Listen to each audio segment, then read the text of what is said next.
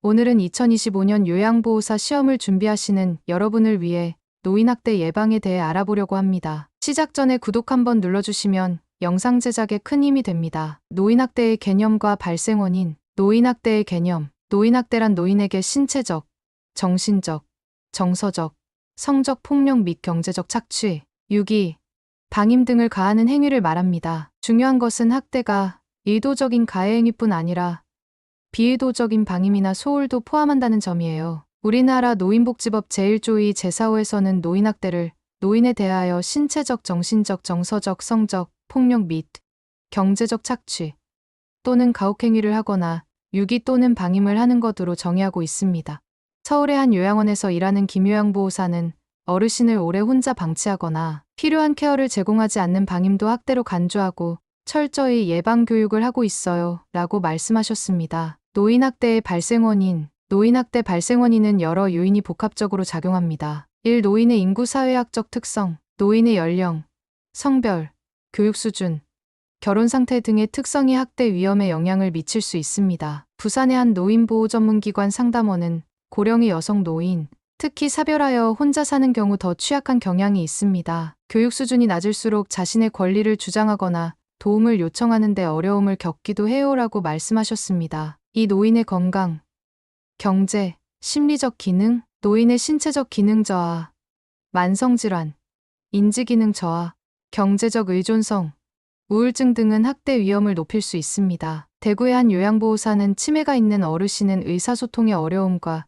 문제행동으로 인해 보호자의 스트레스를 유발할 수 있고 이것이 학대로 이어질 수 있어요. 또한 스스로 학대를 인지하고 보고하기 어려워 더 취약합니다라고 말씀하셨어요. 3. 가족 상황적 요인, 가족 구조, 부양 부담, 과거의 가족관계, 경제적 어려움 등이 학대 발생에 영향을 줍니다. 인천의 한 사회복지사는 부양자가 심각한 경제적 어려움을 겪거나 장기간의 간병으로 소진된 경우 또는 과거 세대 간의 갈등이 있었던 경우에 학대 위험이 높아질 수 있습니다라고 말씀하셨습니다. 4. 사회관계망 요인, 노인의 사회적 고립, 외부와의 교류 단절, 지지체계 부족 등은 학대를 증가시키는 요인이 됩니다. 광주의 한 요양보호사는 이웃이나 친구, 친척과의 교류가 없는 고립된 노인은 학대가 발생해도 도움을 요청하기 어렵고 학대 행위자도 외부의 감시나 제재 없이 행동할 가능성이 높아집니다라고 말씀하셨어요. 5. 사회문화적 요인, 노인에 대한 부정적 인식,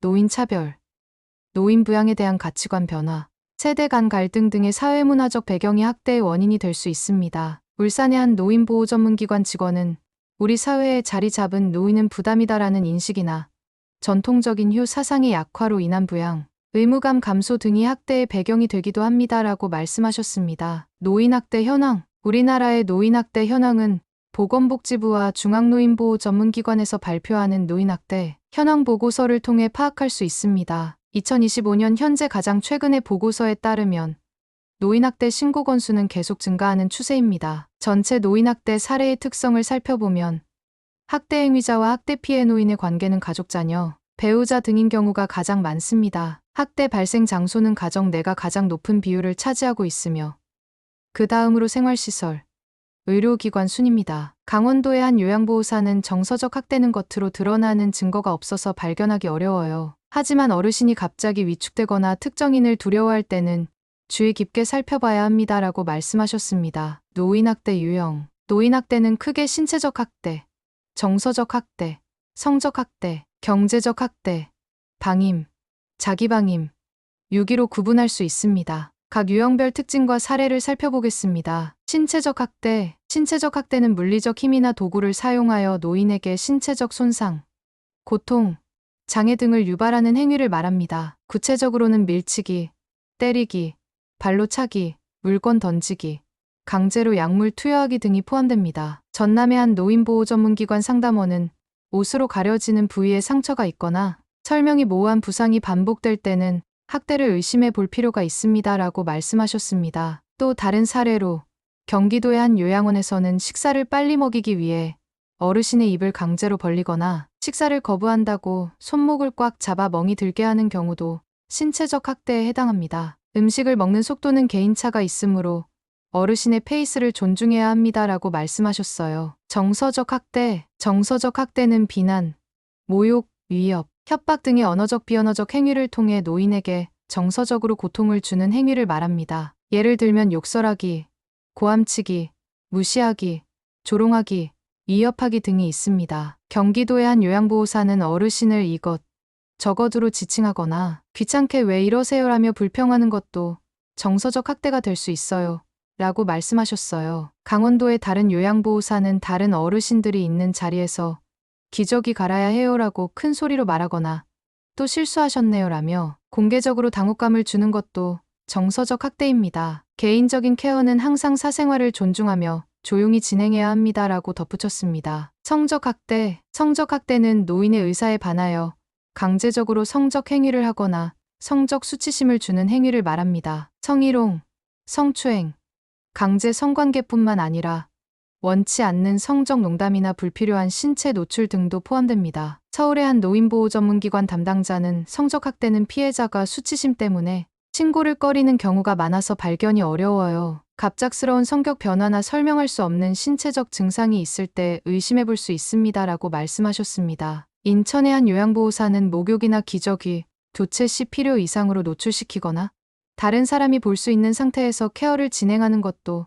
성적 학대가 될 수 있습니다. 항상 최소한의 노출로 존엄성을 지켜드리는 것이 중요합니다. 라고 말씀하셨어요. 경제적 학대, 경제적 학대는 노인의 재산을 불법적 또는 부당하게 사용, 갈취, 착취하는 행위를 말합니다. 연금, 재산, 통장을 가로채거나 임의로 사용하는 것, 노인을 속여서 재산을 빼앗는 것, 유언장을 강제로 작성하게 하는 것 등이 포함됩니다. 부산의 한 사회복지사는 어르신의 통장과 카드를 가족이 관리하면서 필요할 때 돈을 주지 않거나 용돈을 턱없이 적게 주는 경우도 경제적 학대에 해당합니다. 라고 말씀하셨어요. 대전의 한 노인보호 전문기관 직원은 노인의 재산을 관리해준다는 명목으로 부동산 증여나 명의 변경을 강요하거나 노인의 서명을 위조해 대출을 받는 경우도 있습니다. 이는 심각한 경제적 학대로 형사처벌 대상이 될 수 있습니다. 라고 설명했습니다.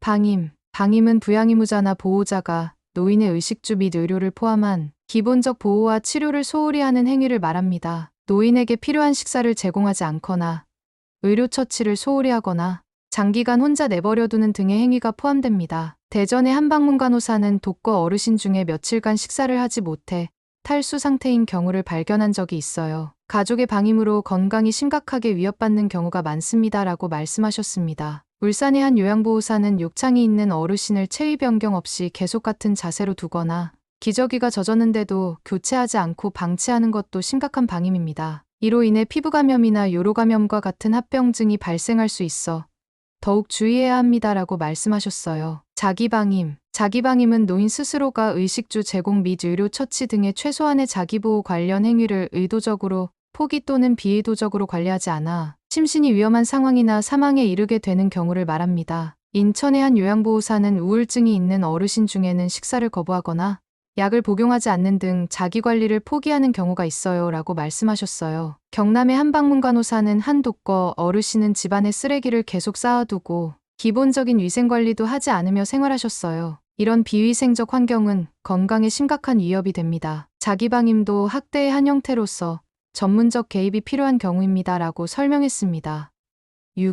유기는 보호자나 부양의무자가 노인을 버리는 행위를 말합니다. 노인을 시설, 병원 등에 맡긴 후 연락을 끊거나 공공장소에 버리는 등의 행위가 포함됩니다. 경남의 한 노인요양시설 원장님은 가족들이 어르신을 입소시키고 연락처를 바꾸거나 연락이 안 되는 경우가 있어요. 이는 심각한 유기행위로 법적 책임을 물을 수 있습니다. 라고 말씀하셨습니다. 서울의 한 종합병원 사회복지사는 응급실에 노인을 데려와 잠시 화장실에 다녀온다며 떠난 후 돌아오지 않는 사례도 있습니다. 이런 경우 경찰과 노인보호 전문기관이 협력하여 가족을 찾고 필요시 법적 조치를 취하게 됩니다. 라고 말씀하셨어요. 노인학대 예방을 위한 법적 제도적 장치. 우리나라는 노인학대를 예방하고 학대 피해 노인을 보호하기 위한 다양한 법적 제도적 장치를 마련하고 있습니다. 노인복지법. 노인복지법은 노인학대 예방 및 대응에 관한 핵심적인 법률입니다. 노인복지법에는 노인학대의 정의, 신고 의무와 절차,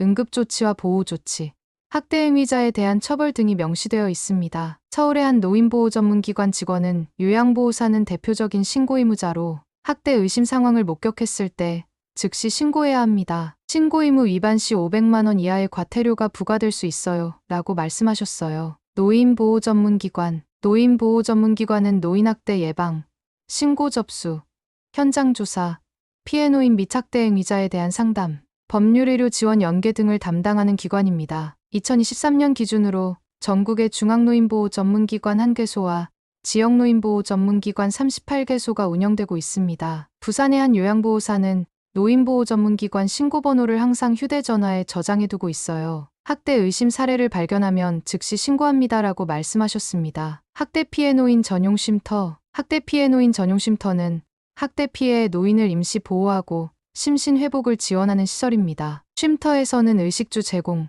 심리치료, 의료 지원, 법률 상담 등을 받을 수 있으며 최대 4개월 필요시 연장 가능까지 이용할 수 있습니다. 대구의 한 학대 피해 노인 전용 쉼터 직원은 쉼터는 학대 피해 노인이 안전하게 머물면서 심신을 회복할 수 있는 공간입니다. 이 기간 동안 가족 상담이나 교육 등을 통해 재학대 방지를 위한 노력도 함께 이루어집니다라고 말씀하셨어요. 노인장기요양보험법. 노인장기요양보험법에서는 장기요양기관과 종사자가 수급자의 인권을 보호하도록 규정하고 있으며 학대 행위 시 업무정지, 지정 취소 등의 행정처분이 내려질 수 있습니다. 경기도의 한 요양원 원장님은 정기적인 인권 교육과 CCTV 모니터링, 직원들의 소진 예방을 위한 상담 프로그램으로 학대 위험 요인을 줄이고 있습니다라고 말씀하셨습니다. 노인학대 신고의무자 교육. 노인복지법에 따라 요양보호사를 비롯한 신고의무자는 노인학대 예방 및 신고의무에 관한 교육을 정기적으로 받아야 합니다. 인천의 한 요양보호사는 매년 받는 노인학대 신고의무자 교육을 통해 학대의 유형과 징후, 신고 절차에 대해 배웁니다. 이를 통해 현장에서 더 민감하게 대응할 수 있게 됩니다라고 말씀하셨습니다. 노인학대 예방 기출문제. 다음 중 노인학대의 유형에 속하지 않는 것은 노인에게 욕설을 하거나 위협하는 행위, 노인의 연금을 가로채서 임의로 사용하는 행위, 노인이 스스로 선택한 종교 활동에 참여하는 행위, 노인에게 필요한 의료 처치를 소홀히 하는 행위. 정답은 3번입니다. 노인이 스스로 선택한 종교 활동에 참여하는 것은 노인의 권리를 존중하는 행위로 학대에 해당하지 않습니다. 광주의 한 요양보호사는 어르신의 종교 활동을 돕는 것은 학대가 아니라 문화생활권을 존중하는 행위입니다. 반면 어르신이 원하는데 계속 거부하는 것은 방임이 될 수 있습니다라고 말씀하셨습니다. 다음 중 노인학대 신고의무자가 아닌 사람은 요양보호사, 의료기관의 장과 의료인, 노인복지시설의 장과 종사자, 일반 시민.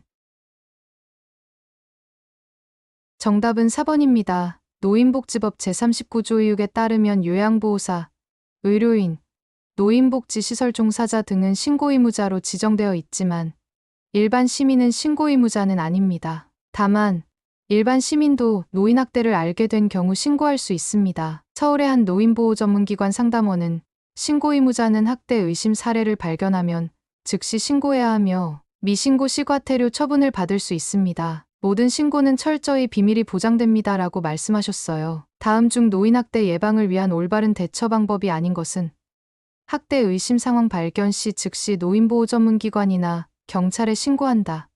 학대 피해, 노인의 안전을 최우선으로 고려한다. 학대 행위자를 직접 설득하거나 중재하려고 노력한다. 노인학대 예방 교육에 적극적으로 참여한다.